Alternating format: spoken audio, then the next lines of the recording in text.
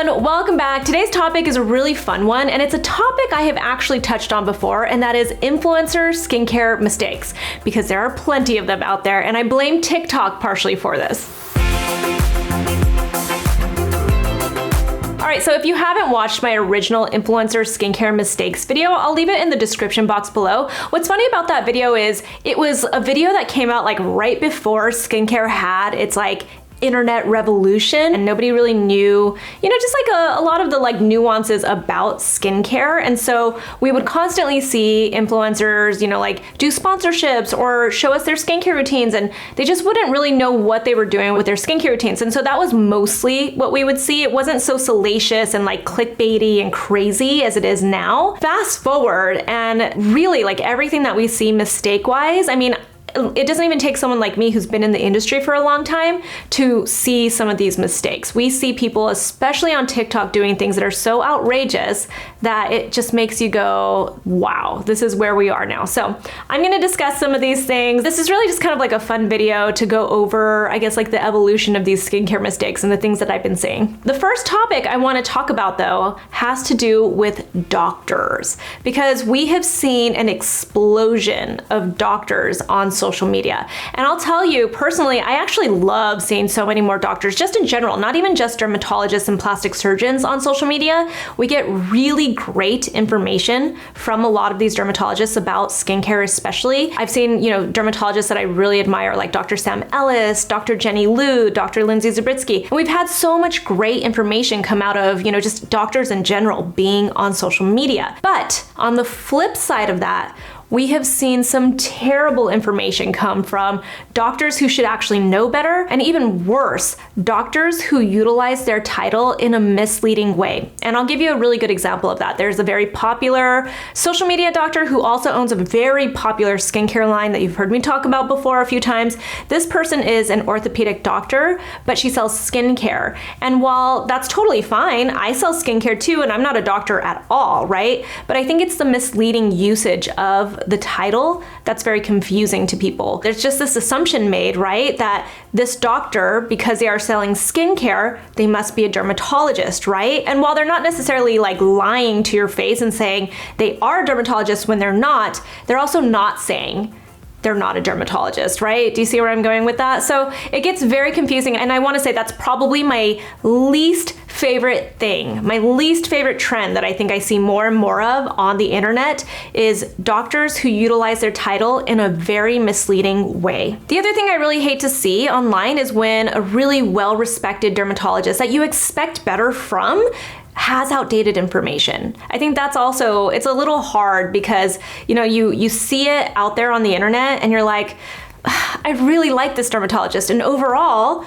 this dermatologist has shared such great information with us, but then they go and tell you one thing. And I think we see it a lot when it comes to sunscreen. There's a lot of like outdated information about sunscreen, about, like how chemical filters work and how physical filters work. One of the examples is that, back in the day, dermatologists fully believed that you had to put your chemical sunscreens on your skin first before you put on your moisturizer to activate the sunscreen. And this is information that you still hear come from dermatologists, ones that I fully respect. I would actually go to them if I needed to for, like to get a mold check or to get some of my cosmetic treatments done. I would trust them with this. And really at the end of the day, I understand because they are focused on much bigger issues, right? Like they are dealing with their patients day to day in their clinics, in their practices. And so do they have really time to like look up something that just seems like kind of not as important as sunscreen information, but then you really take a step back and you're like, but it does matter because it's something like sunscreen that we're trying to encourage people to use all the time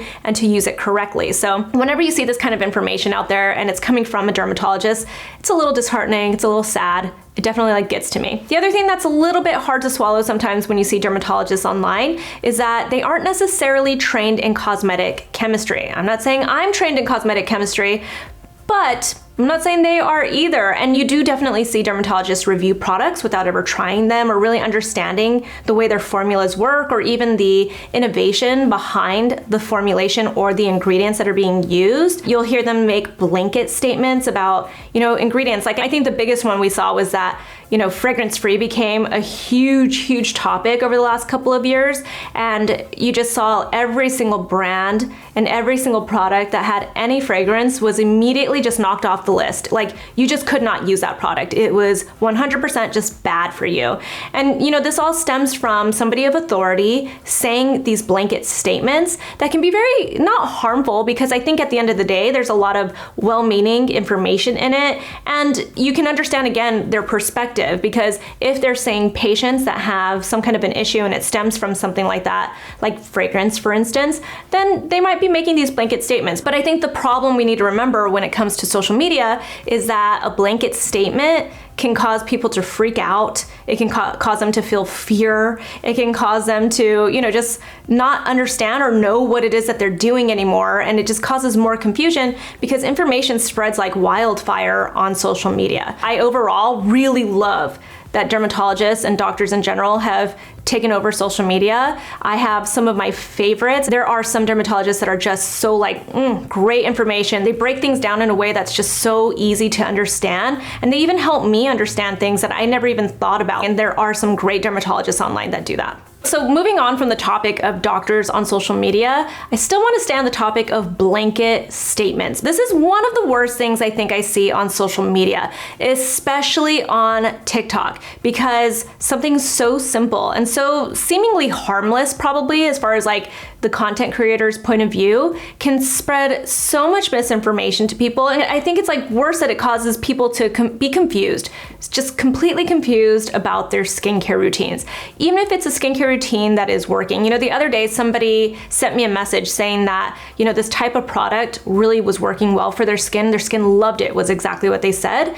And they were like, but I've been reading a few things and seeing a few things that people say about this kind of an ingredient. Should I stop using it? And my response to her was, if your skin loves it, why would you stop using this? And it's because people have created doubt in her mind about using this product.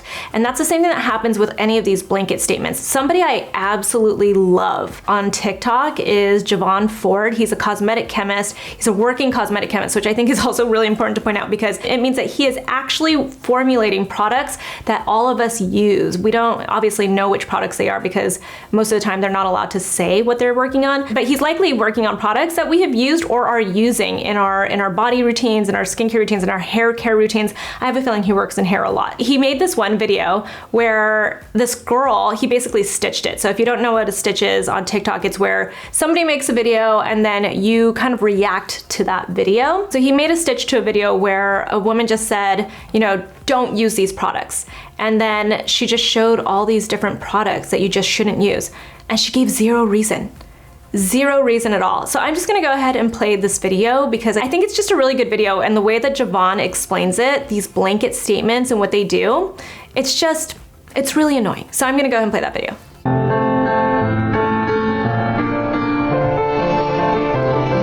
You know what I hate about videos like these? They always list 5 to 10 affordable options or products that they say you should just throw out. No explanation, no data to support their claims, not even an opinion on why they think it's bad, just don't buy this. And they never suggest any alternatives to use instead. So you have a lot of impressionable people in the comments saying, oh my gosh, I've been using this for years, what do I use? And that's it, that's all the OP ever says about the issue, which does nothing but creates fear and hysteria, and not really education.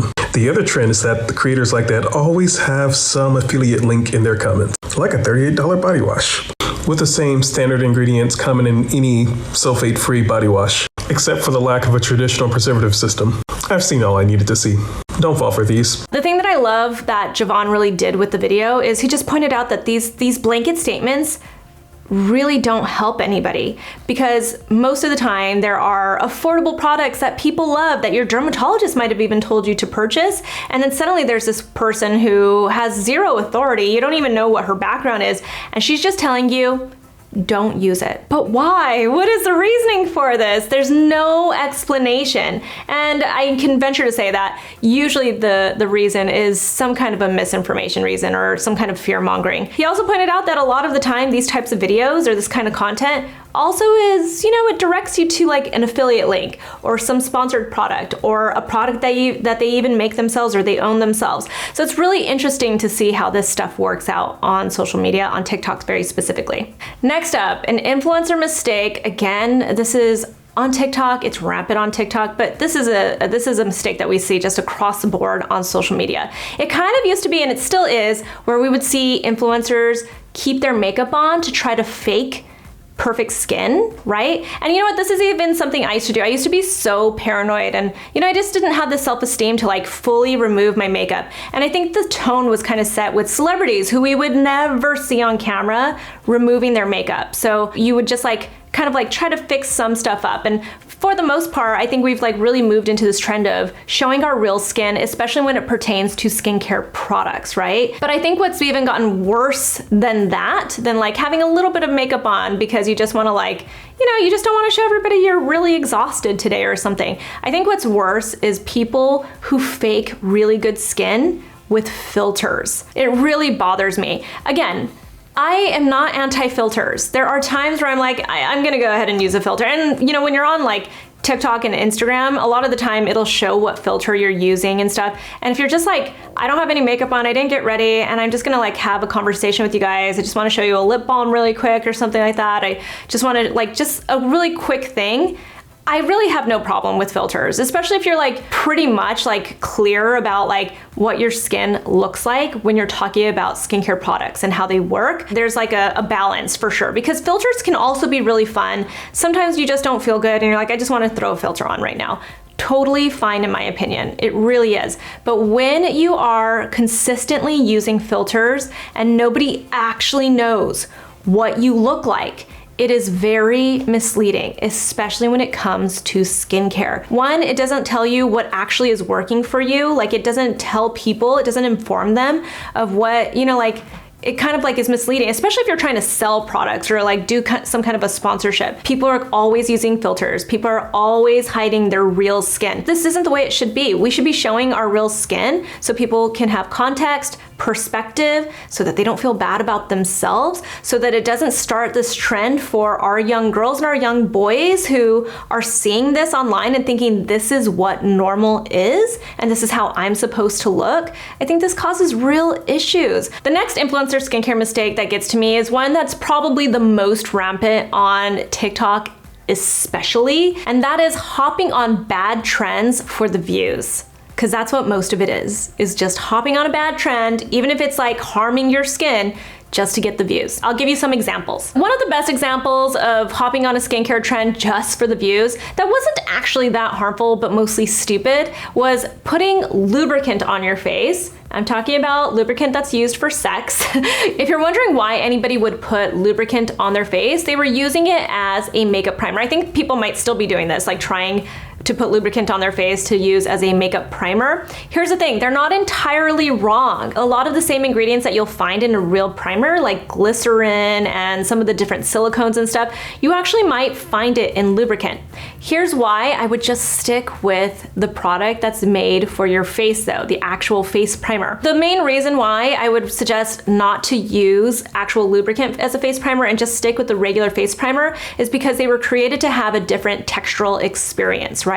You know what you're trying to get with the lubricant with sex. Mostly you're trying to not have friction, right? Whereas with a makeup primer for your face, you're supposed to have a beautiful dry down, and it's supposed to actually give you like a silkiness to your skin that can grip to the makeup. So can it work? Yeah, technically, and I guess if you're in a pinch and that's all that you have, then fine, use the lubricant, but it doesn't mean that you should hop on this trend. That's not necessarily a great trend. You're not gonna have better makeup, I can guarantee it. One of the worst examples that I can give you is all the people who get sunburns, actual sunburns for the views. This might sound crazy to you watching this and like hearing me say this, but I remember last year there was this huge trend where people would see how sunburnt they could get big blisters on their skin, on their faces. Some of them would do it just because they did it on accident. They didn't really think they were gonna burn this bad, but they would still put this on camera and they would get the views, like millions and millions of views of their sunburn and how severe it is. This is dangerous, not only for the potential skin cancer that you might be getting, but it's even worse in the meantime. This is painful. You can have actual scarring on your face. This could put you in the hospital. These are things that are actually dangerous, so don't do it. But speaking of the sun, some of the worst trends that I see people do just for the views on TikTok especially are, people who use, like sunscreen to contour their faces or their bodies. So they're strategically putting sunscreen on to create a highlight effect or to create those shadows where they put the sunscreen where they want highlight and then they don't put sunscreen where they want contour. This is not a safe trend either. You don't need a base tan for anything either, by the way. I don't know if anyone's ever told you that, but don't mess around with the sun and your skin. Another trend that I think people just do for the views, and this is a skincare trend that has been going on since the day I can remember on social media, and that is DIY skincare. Ugh, I'm so exhausted by this conversation of DIY skincare. I really am. I really don't believe that there is anyone who really consistently uses DIY skincare at home. I really don't believe it. Someone please prove to me that they actually whip up all of their skincare every single day in their kitchen, because I just don't believe it. But the worst trend when it comes to DIY skincare has been people creating their own sunscreens. Do not try to create your own sunscreen. If you want to protect your skin or if you're worried about it, don't worry about it. Go find a really good sunscreen that you enjoy, that you want to use consistently every single day, and your skin will be the best it has ever been, I promise you. Another thing that bothers me about influencers on social media when it comes to skincare, and honestly it's not even a mistake, they know exactly what they're doing, and that is fear mongering. This information travels like wildfire, and the thing that we've seen the most, I think, is the spread of that misinformation and the fear mongering information. A great example of this is the documentary Not So Pretty that came out on Netflix. I didn't even bother watching it. I knew I was going to hate this documentary. I just didn't even bother. I have very little time to waste my energy on a documentary that I know is just going to be full of information that is cherry-picked and doesn't actually give a lot of context and just scares the shit out of everybody. It's the worst thing, and I've talked about this before. As a woman who has been pregnant a couple of times, who is the exact target of this type of information and this propaganda, basically, I just cannot stand it. And worse, I think there are people that actually mean well who spread this information because they actually do end up believing it. A great example, though, of this is talc in your makeup. I have seen so many TikTok videos of people saying to toss all your makeup that has talc in it. Guess what? Talc is one of the best ingredients you can use in powders. It's gonna give you one of the best finishes. Some of my favorite powders have talc in them. And so if you're gonna toss that, you're gonna just end up with terrible products eventually, The same thing has happened in skincare. We hear that all these different ingredients are bad, so then they get tossed or people stop using them. And then, as a person that has a skincare brand, it gets harder and harder and harder to formulate products for people that are really beautiful, effective, elegant products, because then we're told that we can't use them if we want to be in a category or we want to be sold at a retailer, or we just find out that consumers aren't going to buy the products because they think that we're trying to harm them or something by using an ingredient that's actually a very effective ingredient. A good example of this is parabens. Parabens are a preservative, and preservatives are so necessary when it comes to skincare.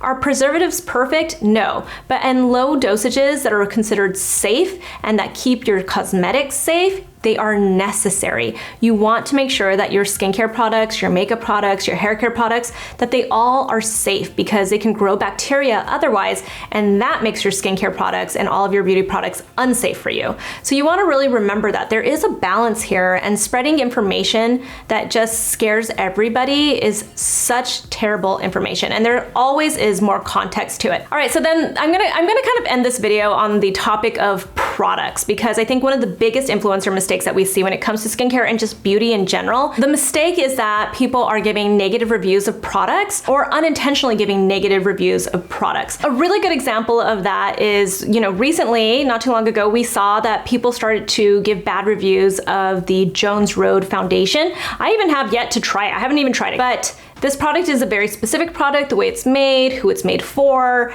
there are people who just love this foundation. But we saw a couple of really large influencers say that they absolutely hate this product, and it caused so many people to like think, oh, well, maybe this is a bad product.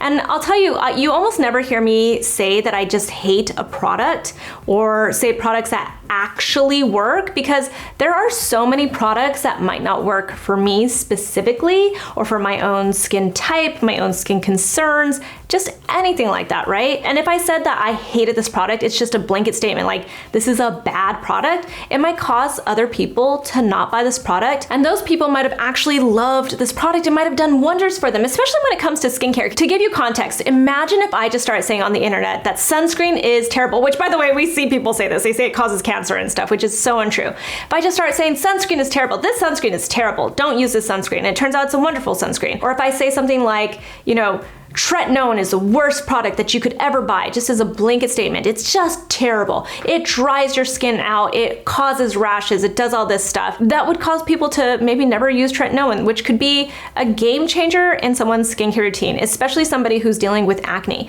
So these kinds of statements where you're saying that this is just a bad product, or these are products that actually work, you don't realize that you're potentially keeping people from buying something that might have actually been great for them. And people do it because this is how you get views. So I always try to, even when I'm reviewing products, I try to give context. I like it because, I don't like it because, or a note about this product is that I did experience X, Y, and Z with this, but you'll almost never hear me say how much I hate a product, except makeup wipes. You'll just almost always hear me say that. But that's the only thing, and I think that's like, at this point, you just know that that's what you're getting with me, right? So, I think that we really have to be very careful about how we talk about products online in so many different ways. Another thing when it comes to products, I could just keep going and going and going when it comes to product, but just criticizing a product without ever trying a product. And the thing with TikTok especially is that you'll see one person who's like maybe a bigger content creator, a bigger influencer, say that they think a product is terrible. And then there are like 5 more people who then say, this is a terrible product for X, Y, and Z reasons. And they're just kind of saying the same thing and they've never actually tried the product. So these are the skincare mistakes that I see influencers making all the time. Some of them intentionally, some of them unintentionally. There's just so much more that I can talk about. And I'll tell you, like, this video could really keep going, because I think with TikTok, the thing that we've seen the most is that everybody can be an influencer. That's what's really, really wild about social media these days, is that everyone can be an influencer if they really want to. You can make one video and have like 0 followers, but that one video just hits and it becomes a big, big video. And if you really didn't think about what it was that you were saying, and you didn't intentionally mean to like spread misinformation or scare people, but you just did, right? Like, you gotta really understand that your content has power, especially on social media platforms like TikTok. And so when you see this kind of wrong information, or people doing things that are very harmful to their skin, or that can spread, information or cause a trend that causes harm, instead of like applauding them and like watching and thinking this is funny and, like just leaving comments that, just encourage them to keep harming themselves or spreading this kind of stuff, what we should really be doing is having better conversations. And I don't even think it's attacking conversations. We shouldn't be telling people that they're terrible. We should be explaining to them our point of view in a very diplomatic way, so we have real conversations the way we would with people if we were in real life, right? And I think that's something that also needs to change on social media, because nowadays anyone can be an influencer. So we're seeing more and more skincare mistakes and just misinformation in general on social media. So let's be aware of it. If there's anything else that you guys want to add, I honestly could have talked, but it is getting so hot in this studio. It's a nice hot summer day, and I'm ready to call it and go have some dinner with my kids. So if you have any questions, leave them in the comments below. You can find me on Instagram. I'm at Susan Yara, and I'll talk to you soon.